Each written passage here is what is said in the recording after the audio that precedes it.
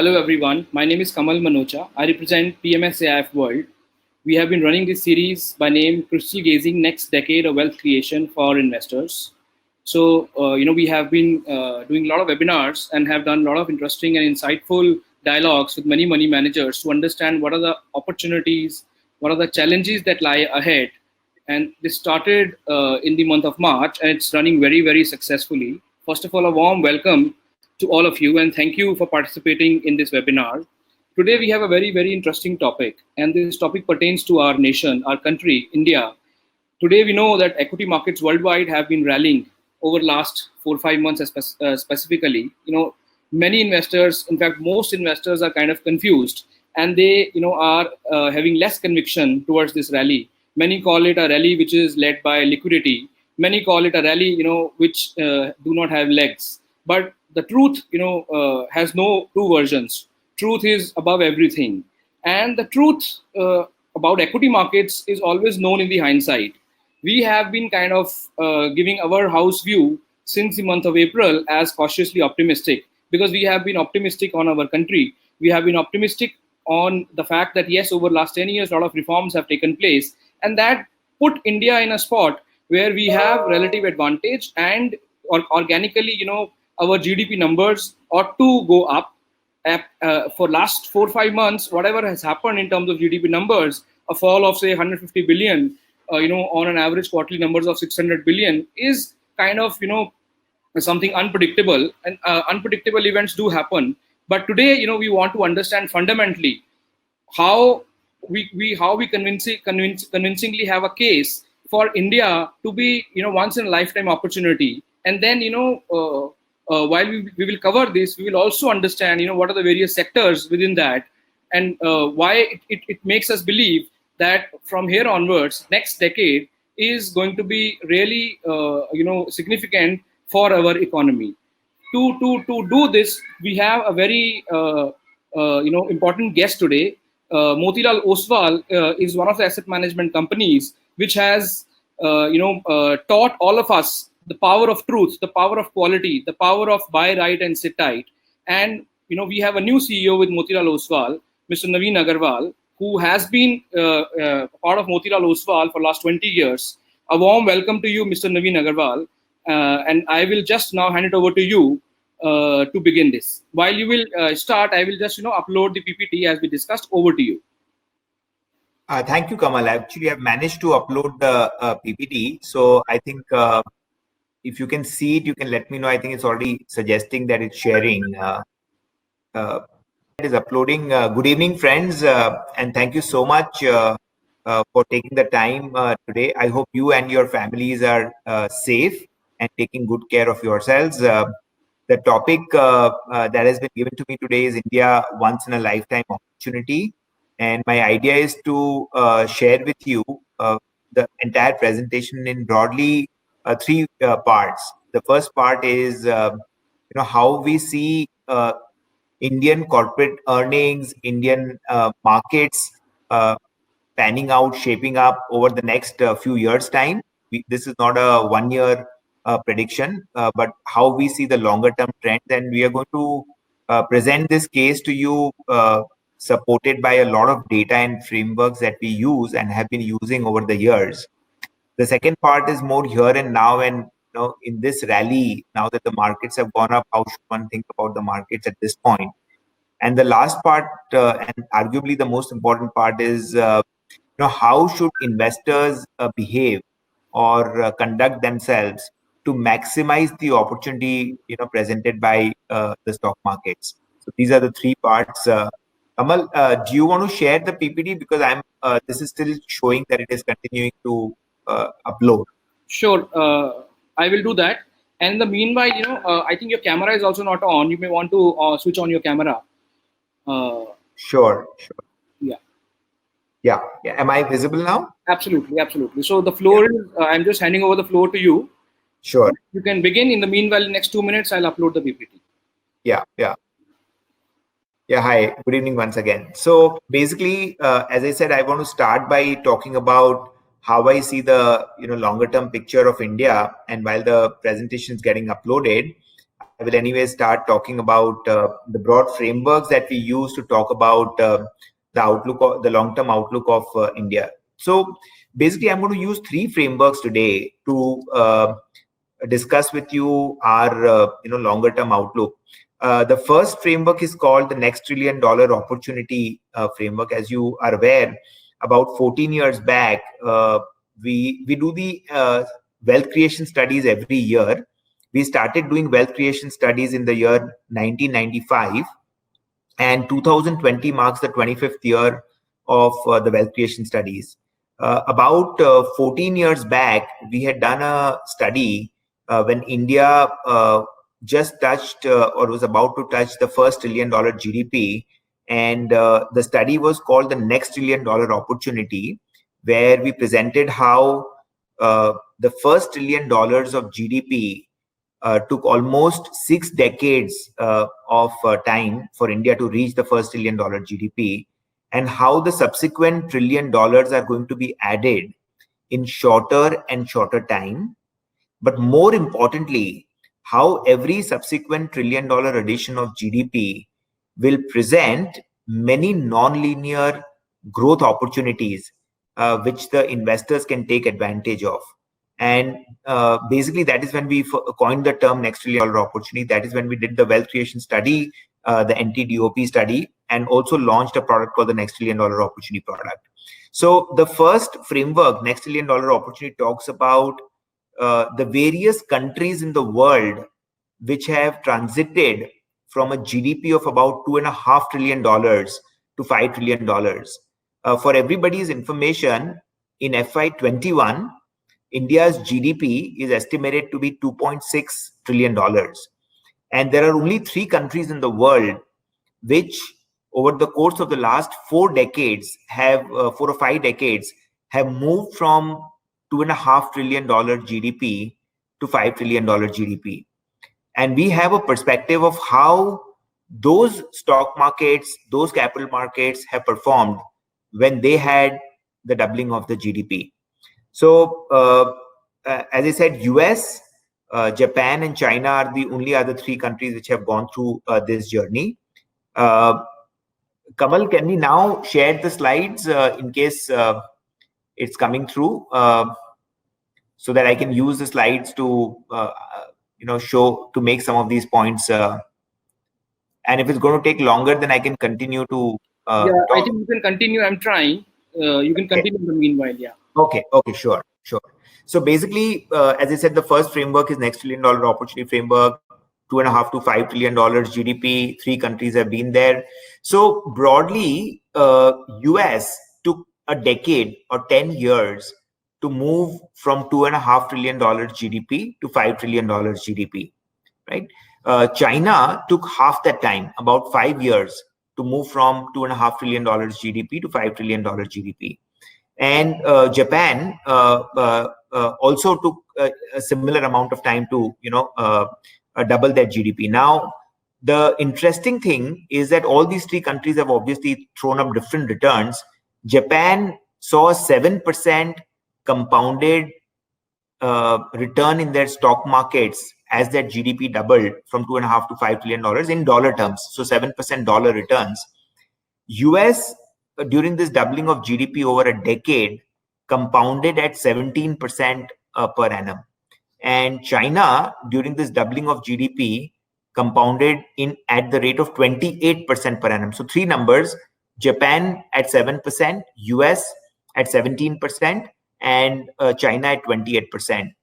We believe that India's GDP is likely to double from this about $2.5 trillion number in FY21 to $5 trillion anywhere between the financial year 28, 29, or 30, one of these 3 years, depending on how the economy recovers, how the pandemic plays out, how our reforms play out, and a whole bunch of things, right? We believe that during this period that India doubles its GDP, our returns may not be as high as China's return because they had multiple engines, driving that GDP growth much faster. Very unlikely that it will be as bad as Japan, but our best guess is that it'll be somewhere in between. So we may most closely represent, the US markets in terms of our composition of various sectors, a democracy, various other forms of characteristics of India would be similar to, that of the US. And we believe that Indian markets could compound during this time period of doubling of GDP from $2.5 to $5 trillion at anywhere between 15-17% INR terms, although the US markets compounded at 17% in their home currency dollar terms. So this is the first framework that we use to talk about how we look at the long-term prospects of the Indian markets. And clearly what this means is that while the last decade has been a lost decade in terms of Indian corporate earnings and the GDP growth, the next decade may be different in terms of how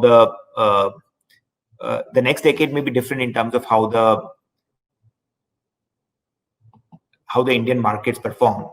So I was talking about, so I'm just going to show you the slides just for your benefit also. So this is it took 58 years, or as I said, 6 decades to add the first trillion. We added the second trillion in 7 years. We are on the verge of adding the third trillion in 8 years. And we expect that the next $2 trillion will get added over the course of the next 6 or 7 years. So by FY 28 or 29, we should be crossing the $5 trillion GDP mark. And these are the other 3 countries. Japan took 8 years, US took 10 years, and China took 5 years to get here.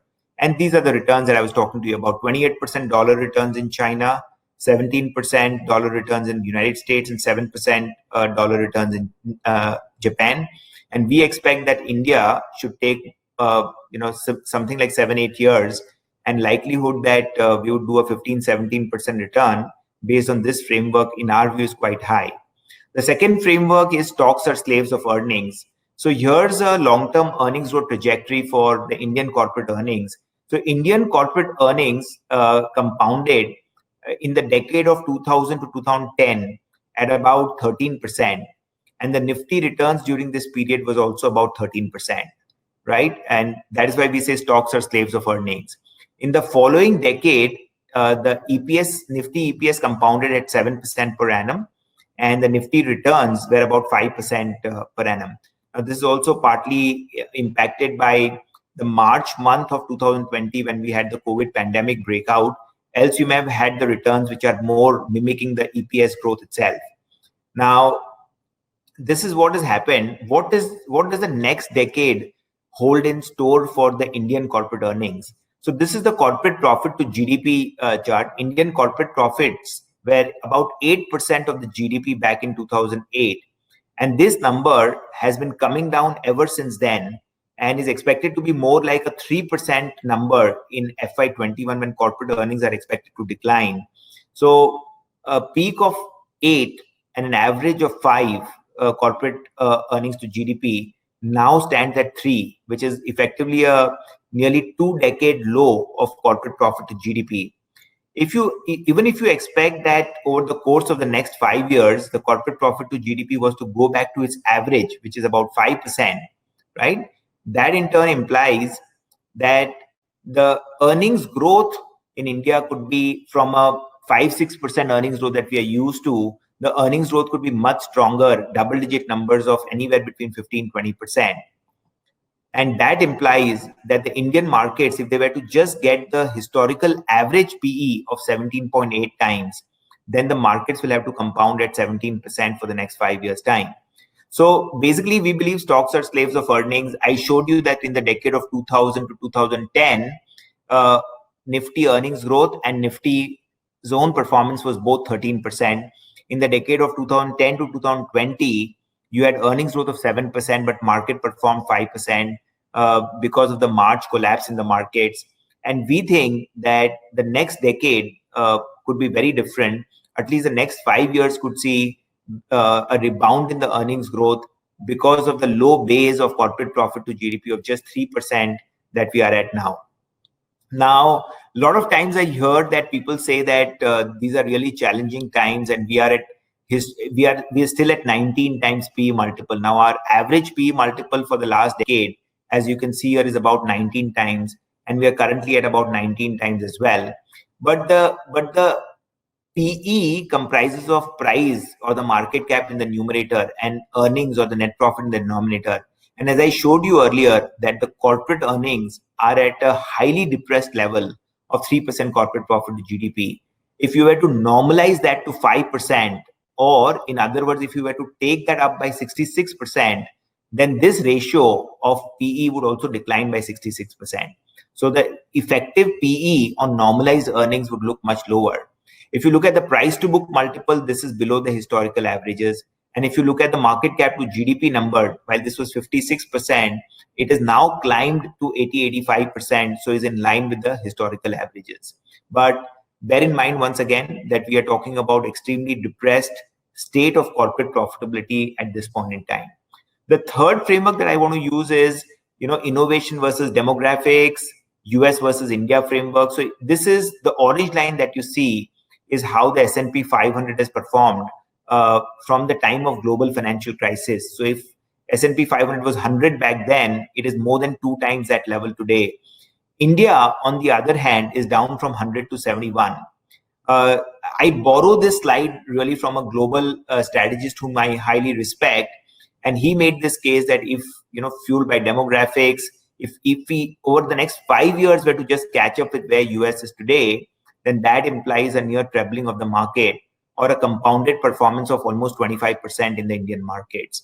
I may not be that optimistic, but I feel that expecting a 15-20% compounded return during this period, when earnings will compound at 15 to 20%, as GDP will move from $2.5 to $5 trillion, we believe that this is a double-digit return for the Indian markets for the next 5 years is easily possible.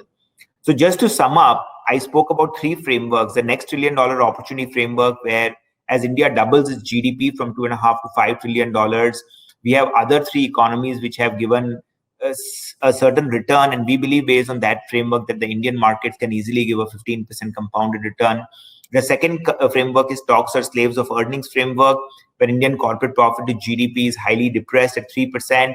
If it was to normalize and go back to 5%, and even if it were to get the average PE of 17.5 times, that implies a very strong earnings market performance, at least a 15% market performance on that parameter. And the third is this innovation-led US market versus demographic opportunity of India, potentially leading to, let's say, another possibility of a 15% return. Each of these frameworks indicate higher returns, but I'm saying that conservatively, if you were to expect a return of 15% compounded in the Indian markets for the next 5 years, that would not be a very stretch assumption. That would not be a very unrealistic assumption. And that is something that you should bear in mind when you're buying Indian equities. Now, this is another interesting exhibit where we want to show you how, winners of a decade, could be the biggest losers of the following decade and vice versa. So if you see here, India was the toast of the global markets. The Indian markets were up nearly 5 times in the decade of 2010. And US was one of the worst performing, markets with a return of just 7% in the entire decade, cumulative, right? In the following decade, we've seen the US markets return 2.4x. Indian markets are actually in dollar terms down by 33%. We believe that because of the demographics of India, because of the various opportunities, because of the reversion to mean of the corporate earnings, we believe that this could well be the decade of India. I was right now talking about large caps and the overall headline market. I just want to share with you that small caps have had a really rough time in India. If you see this, the green bars denote how the small cap index has performed in years when it has gone up, and the red bars indicate how the small cap index has performed in the years when small cap index has come down. And as you can see in this exhibit, in the last 15 years, and you can go back 20-25 years, there's not a single year where we've had 3 consecutive years of fall in the small cap index. In fact, if you were to make a ratio of small cap index to large cap index, this has moved between half and 1 times, one denoting gross overvaluation of small caps versus the large caps, and 0.5 denoting a gross overvaluation of undervaluation of small caps versus the large caps. Clearly, we are at an extreme of 15-20 years on how the small caps are valued compared to the large caps. Now, turning to the second part, this is a bullish commentary for a 5-year period. So India looks good, to give you a return of 15% compounded. But will this be a straight line? Markets have already moved from a low of 7,500 Nifty in March to almost 11,500 now. We are up by more than 50%.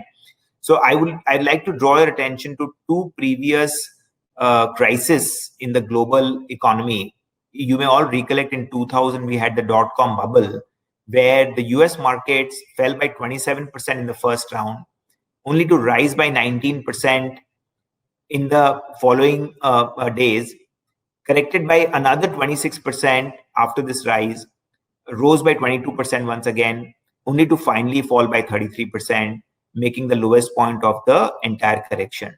Likewise, if you look at global financial crisis, markets fell by 18% in the first round, retraced back a lot of the losses, went up by 12%, fell by 47% in the next round, again retraced back half of the losses, going up by 25%, only to fall by 27% and make the lowest point of the fall. So really, the COVID pandemic is far from over. India has its own limitations on fiscal stimulus. The global growth rates themselves are challenging. So in this environment, after seeing this 50% up move here, can the Indian markets correct? Absolutely, they can correct. So from a near-term perspective, our own proprietary Motilal Oswal value index that we run, which is funneled into our dynamic fund and our multi-asset funds, are currently indicating that markets have become overvalued. And in fact, the equity exposure in our funds there have been halved from a high of mid-80s allocation to a mid-40s allocation now. These are scientific parameters that have worked for the last 18-20 years of backtesting that we've done. And these indicators at least indicate to us that equities right now have bounced back ahead of themselves. There's a possibility of a correction. And at least in our asset allocation models, which are driven by this movie index, as we call it, Motilal Oswal Value Index, indicates that one should, cut their exposure to equities. Having said that, I want to just highlight that we are not talking about the end of the equities here. All we are talking about is a correction after a 50% up move, but that doesn't take away our longer term perspective of an easy, comfortable 15% return from the index itself, potentially a higher return from small and mid caps, and even higher return from a well-managed active fund. The next part and the last part of my presentation is about behavior. So Warren Buffett is one of the world's most successful investors, and he's among the few richest people who is in that list because of investing in stocks and businesses rather than owning a single business like you have Apple or Amazon or Facebook or Google and so on. And Buffett said, that the three big drivers of his wealth creation are that he was born in the US. He believes it is a force of compounding and obviously luck. We believe that one of the biggest virtues of Buffett has been that he really started very early, and he allowed the eighth wonder of the world, which is the magic of compounding, to really play out. Started in 1942, and at the end of 2019, he had compounded his wealth, right?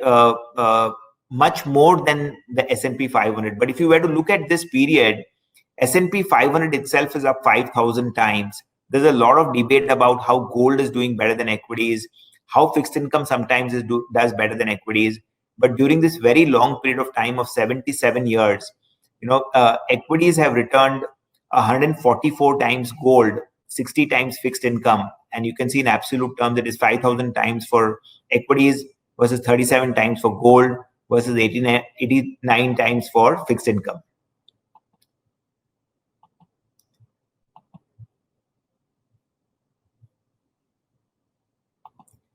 So this is another favorite chart of mine. I just discussed with you that buy and hold, starting early, and magic of compounding is a reason for Buffett's path to riches. But what is happening to the average holding period of stocks globally? So this is a study which shows that the average holding period of equities used to be 100 months in 1960. It came down to 33 months in 1980. Further came down to just 14 months in 2000, 6 months in 2010. And as we speak, probably this number is lower. So what is required is to give time to quality companies and let them compound. And what we are ending up doing is that we are giving lesser and lesser time to our investments. Effectively, the magic of compounding is not playing out, and hence investors end up becoming disgruntled with equities. So again, this is a simple, magic of compounding table, which shows time is the secret sauce. I mean, they tell you that magic of compounding is not taught to you in the, Harvards and the Stanfords. But imagine if I tell you that if your money compounds at 15% per annum, then how much will it become in 10 years? The answer is 4 times. How much will it become in 20 years? And often I get the answer that it will become 8 times. But in 20 years, it is not 8 times, but 16 times. In 30 years, it's not 12 times, but 66 times. And the same applies to any other, compounding ratio that you may want to take. Again, there is a lot of discussion, and I myself spoke about how the movie index is showing that the markets are overvalued. But once again, people like Buffett, while they do take cash calls within Berkshire by because they are looking for the big businesses, but in general we believe that it's not timing of the market but time in the market that will decide your magic of compounding. So here's a little data that will prove this point. If you look at Nifty over the last 30 years, Nifty is up 31 times during this 30-year period. However, if you were smart and you did market timing, and God forbid, you missed the 10 best days in the market, right? Then the compounding would come down from 31 times straight to 11 times.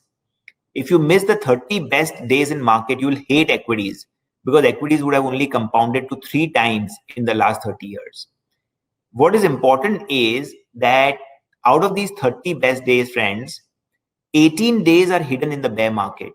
So whenever there is capitulation, whenever there is blood on the street, whenever the headlines of newspapers and media channels are negative, and you end up selling equities because they're falling, like many people would have done in the month of March, then you miss out on those 18 best days, which are some of the biggest days in the market. And that in turn kills your power of compounding. And that in turn starts making you look like equities does not even give you as much return as fixed income or gold. The reality is that time in the market, consistency, showing up every day is what can give you the returns, not trying to time the market, not trying to see buy low and sell high is well known to everybody and well understood. But in practice, it is a temperament which comes in the way of implementing this basic simple knowledge. Now, what has this temperament done to the US investors? So over the last 20 years, while the S&P 500 has compounded by 7.2%, an average investor in the S&P 500 funds have only got a 5.29% return because they have done in and out of S&P 500. They may have bought when S&P 500 was hot. They may have sold when S&P 500 is falling. Likewise, if you look at the debt investors in the US over a 20-year period, the Bloomberg Barclays aggregate treasury index has compounded at 4.6%. But an average fixed income investor in the US has returned only 0.44%. Again, if you look at the asset allocation funds, in the US, they've returned 2.58% and barely managed to cover the inflation of 2.15%. So basically, what is it? What is the reason why investors end up getting lower return? Why are the investor returns so poor compared to investment return? That's because of trying to do timing of the market. That is because temperamentally they do reverse of what the logic demands them to do, which is to buy low and sell high. This is another interesting thought. As you are all aware, Sensex was born in 1979, and so if you had 1 rupee of 1 rupee invested in Sensex, then including dividends, it would become 557 rupees after 41 years, which is as of March of 2020. The same 1 rupee in gold would have become 51 rupees. The same 1 rupee in bank deposits would become 28 rupees.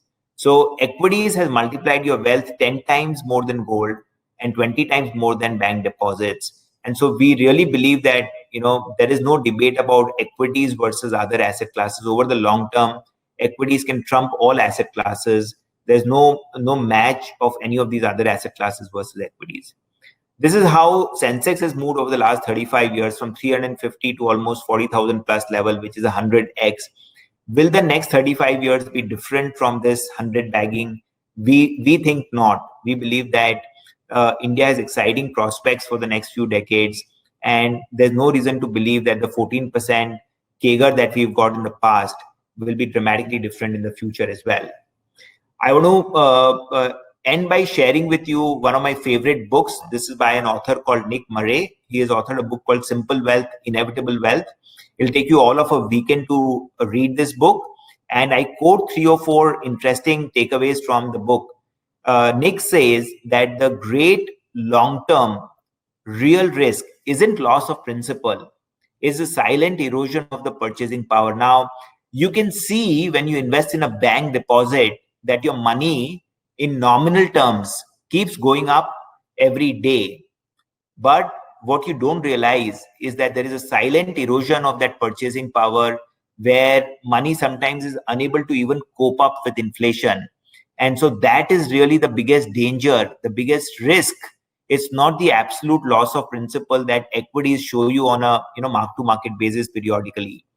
Next, he says all our common sense and all our life experience tells us that owners of good businesses make more money than loaners to good businesses or lenders. So be an owner, not a loaner. Owner means equities and loaner means fixed income. Next, he says, I believe that if wealth is truly your goal, stocks are not a part of the answer. They are the only answer, because net of inflation and taxes, they are the only financial asset that has any return, not just better return, mind you, any return is what Nick goes on to say. And finally, this is something that you can tell all your clients.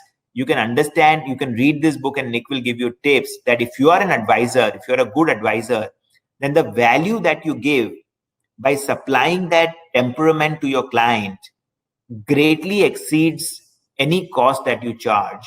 Because usually when investors try and do it themselves, the temperament is not in their control. They do exactly the reverse of what they should be doing. And that is where an advisor, a good advisor like you, can play an important role. We believe that it is very, very important that when you invest in any fund, you should ask for what is the fund's philosophy. And as a house, as I told you, we started our wealth creation studies 25 years back in the year 1995. And today, when you think of a Honda City car, when you think of a Toyota Corolla, when you think of a Mercedes E-Class or a BMW, the name of the car is the same, but the car is different. As it gets upgraded, it becomes contemporary year after year. We believe that wealth creation studies annually for the last 25 years have also allowed us to keep our investment philosophy and investment processes contemporary. We believe that the combination of quality of business and management, longevity of the quality as well as growth in earnings ahead of the market and a reasonable price is a surefire way to compound your money better than the markets.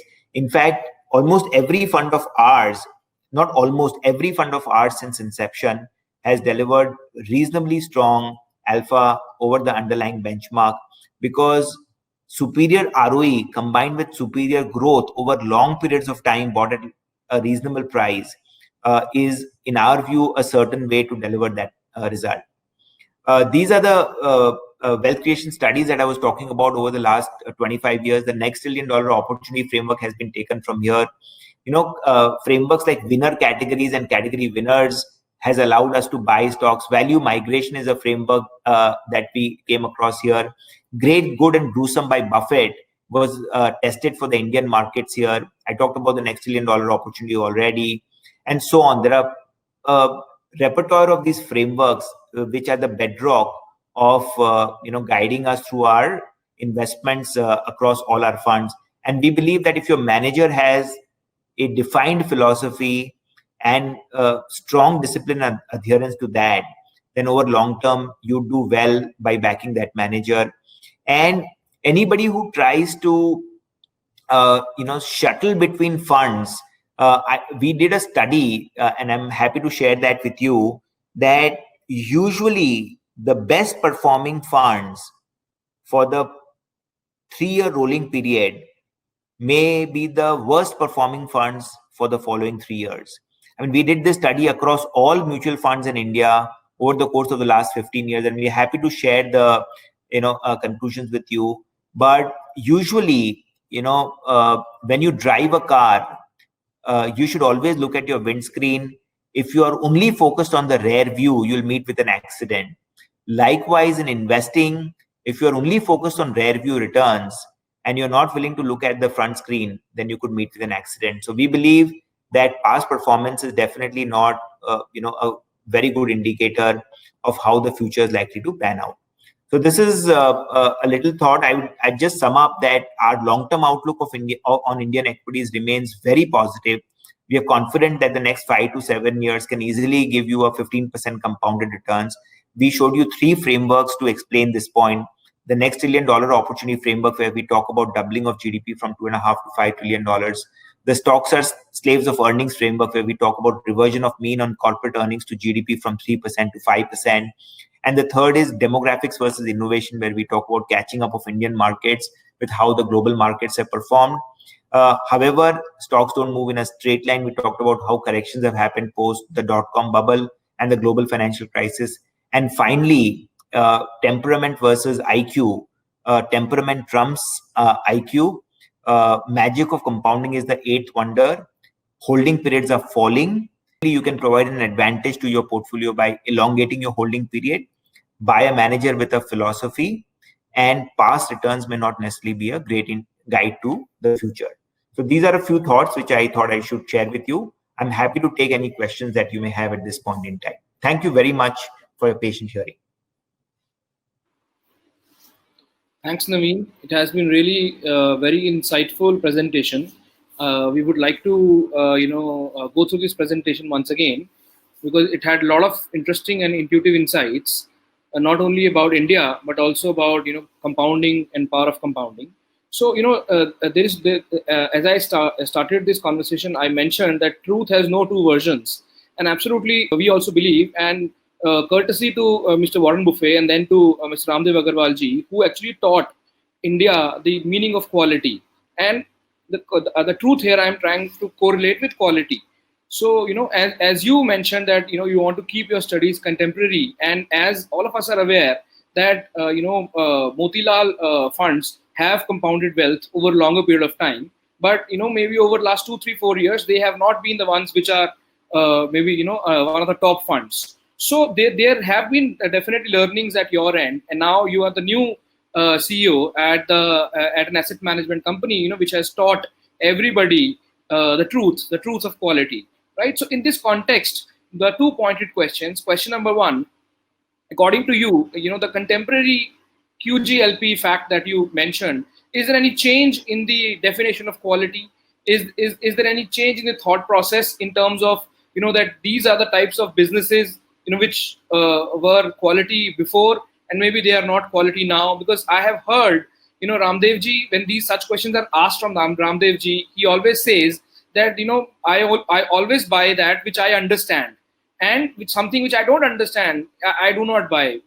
The new type of businesses could be platform businesses, digital businesses, right? So when now you are, here as a new CEO, so a lot of investors ask this question, and on behalf of a lot of informed investors, I'm addressing this question to you, and over to you.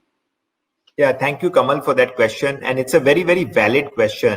So much as our NTDOP product may have delivered a 8% alpha over the last 13 and a half years, but it has not delivered an alpha over the last 2 years.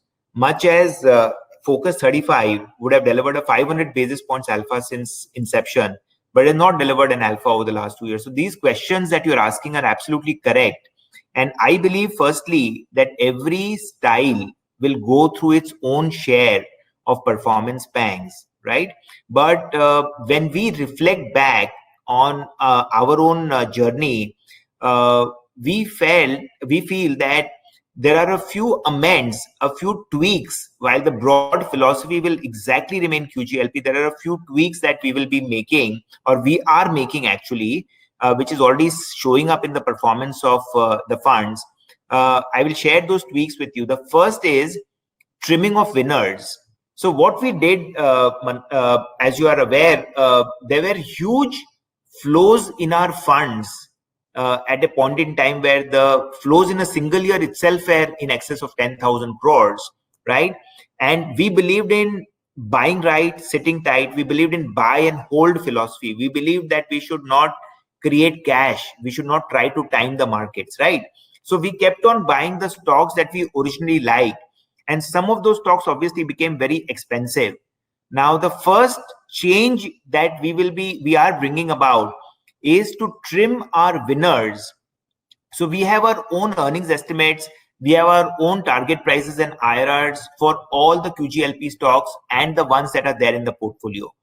As the stocks keep going up, sometimes because of your own buying, right, the IRRs on those stocks, residual IRRs or the future IRR on those stocks keep falling.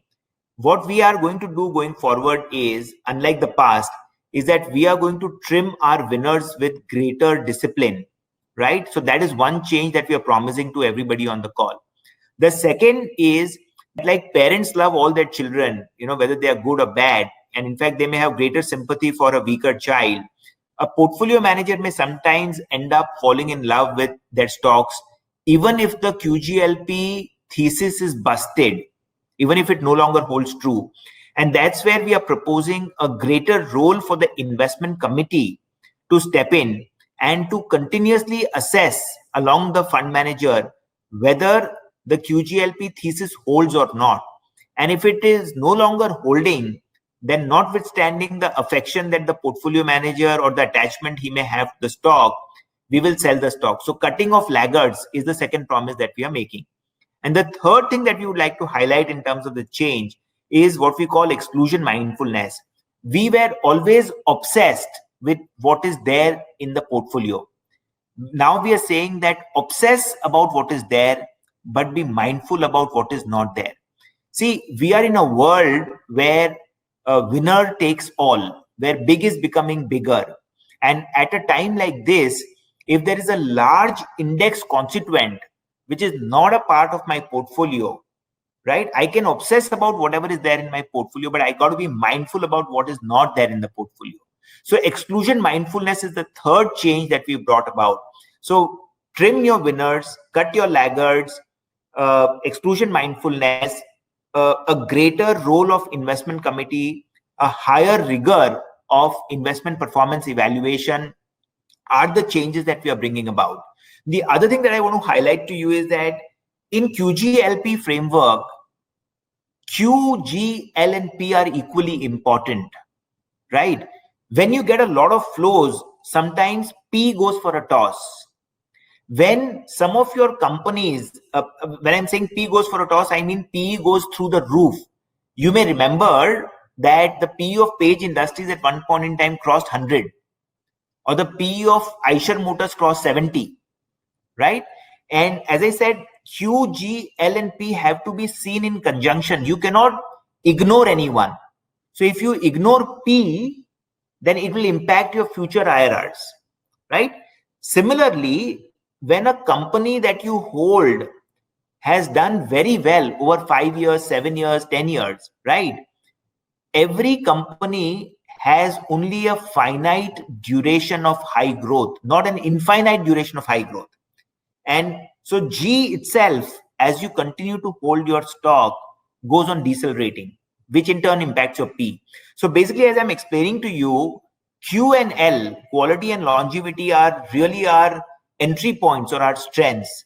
But you will see equal emphasis on all four variables, which is Q, G, and LP, which means dialing up the focus on growth and valuations. So these are the changes which we have already made, and we are very confident that the alpha generation of the funds could continue to be strong, but the volatility, of the funds as a result of all of these disciplines that we are, bringing to the process, should come down, and that should give investors not only good returns but greater peace of mind due to lower volatility. Right. Thank you so much. I think that explains quite a bit. The next question, pertains to your view on global investing. Since Motilal Oswal Asset Management has, global products which were launched at maybe right times, and they have delivered great returns. In the current context, if you are to provide your perspective of, investing in India versus overseas, or some kind of allocation percentages, how would you address global diversification as one of the aspirations of investors?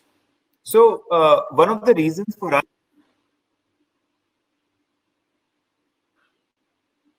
you're on mute. You have to unmute yourself. You're on mute. yeah, as you are aware, we launched the Nasdaq fund over a decade back, and in rupee terms, Nasdaq fund has compounded at more than 25% for the last decade, right? And the Indian markets during this period, as I showed you, had compounded at 5% per annum. So clearly, anybody who had diversified internationally would have not only mitigated risk but also increased the returns. We believe that the Indian saver is least diversified internationally. If you look at United States, and forget United States, if you look at various other Asian economies like China, Taiwan, Korea, etc., the savings there, the investor there is far more internationally diversified. We believe that international diversification improves the risk adjusted return. And some of the indices like the S&P 500 fund that we have, or the Nasdaq, offer you world's finest companies. They are global companies. In fact, they have Amazon as much has a footprint in India as it has anywhere else in the world. In fact, it has a lot of footprint in many other parts of the world as well. So we believe that 10 to 15% of the AUM or the wealth of an investor should be diversified, and advisors who are on the call will have to play an important role to understand this and gradually diversify the wealth.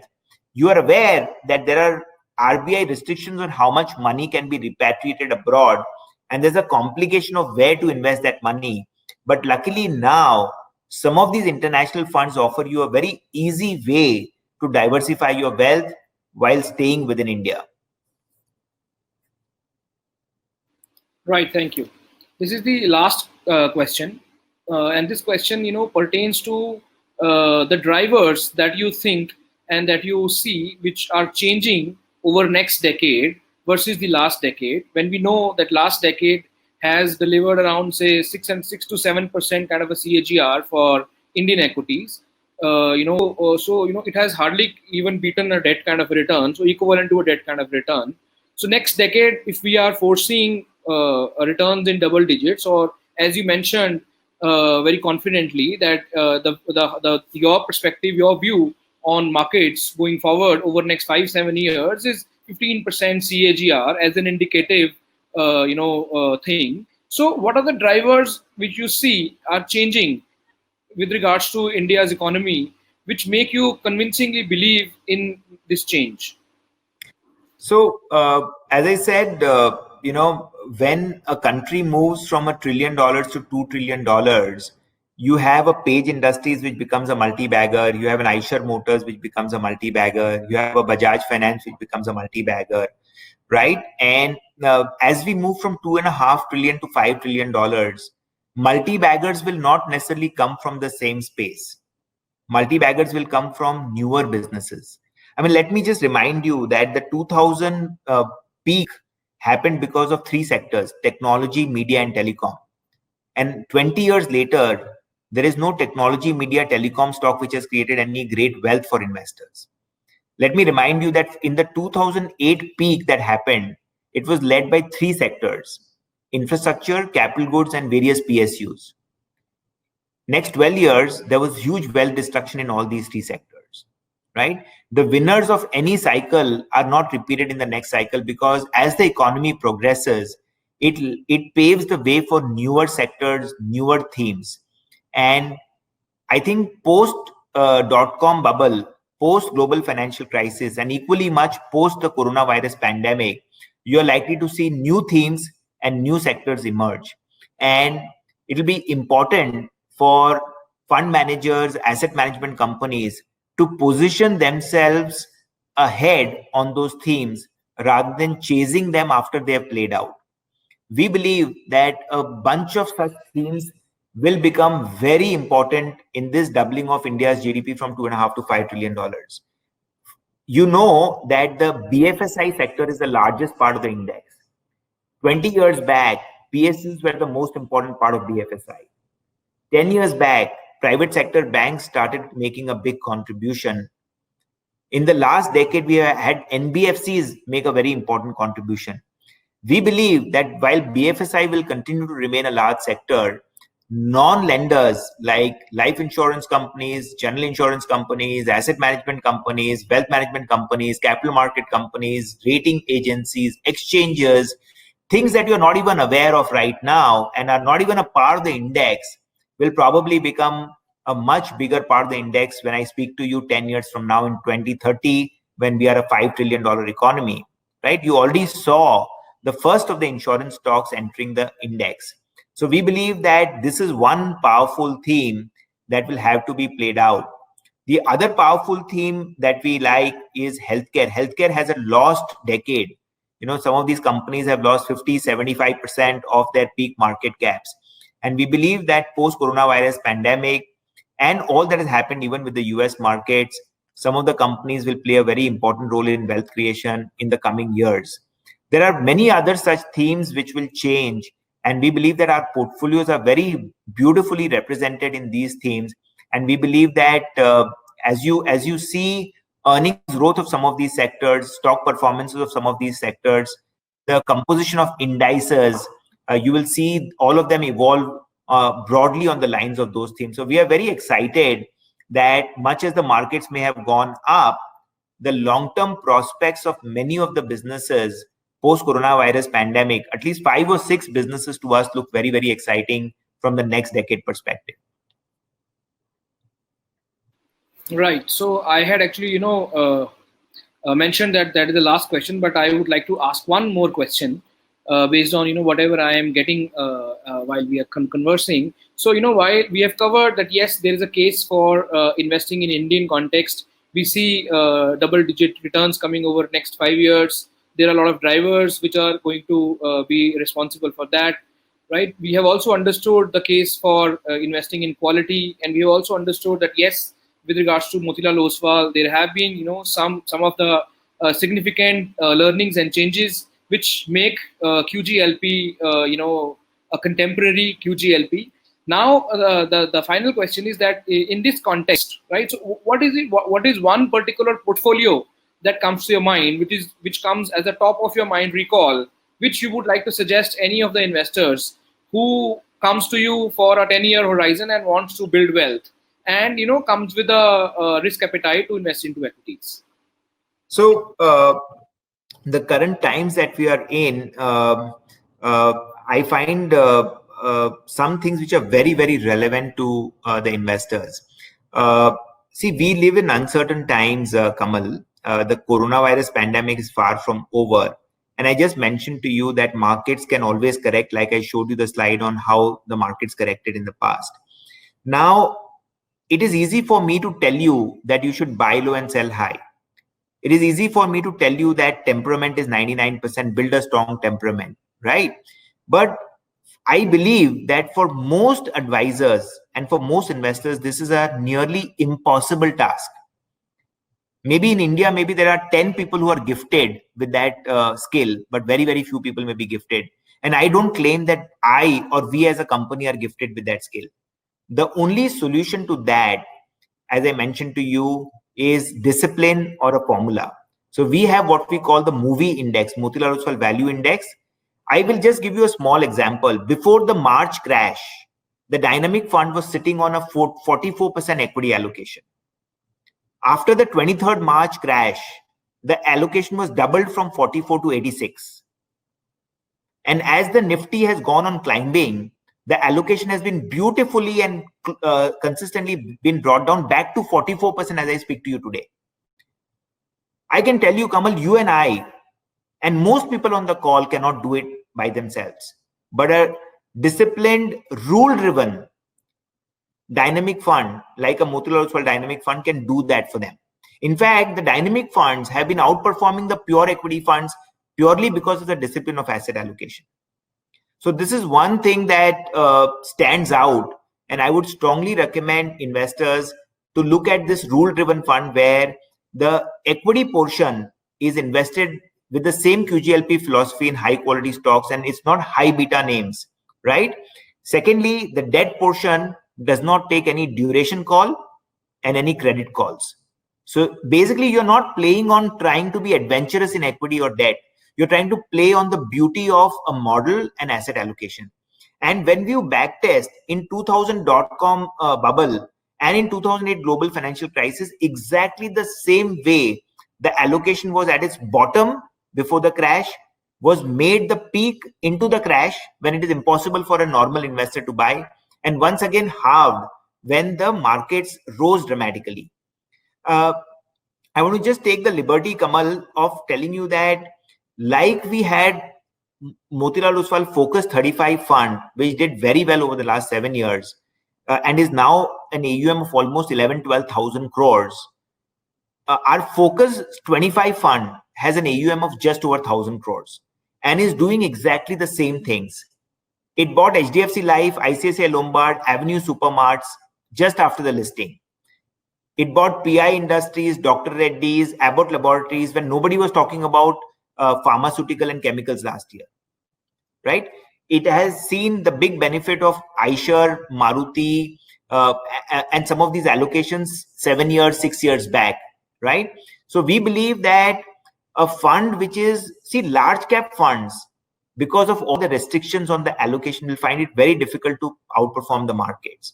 And we believe that the focused large cap category created by SEBI is a beautiful category, which allows you greater flexibility to invest up to 35% in small and mid cap. So you can buy the future winners early.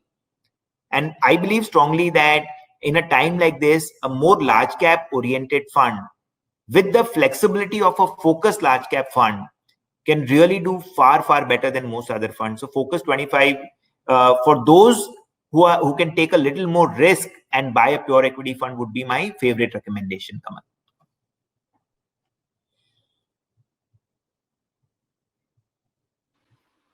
Thank you so much, Naveen. It has been really pleasure talking to you. I think you have answered all the questions, and I'm quite convinced with whatever we have discussed. And we wish you all the very best. And we will again connect with you around end of this year.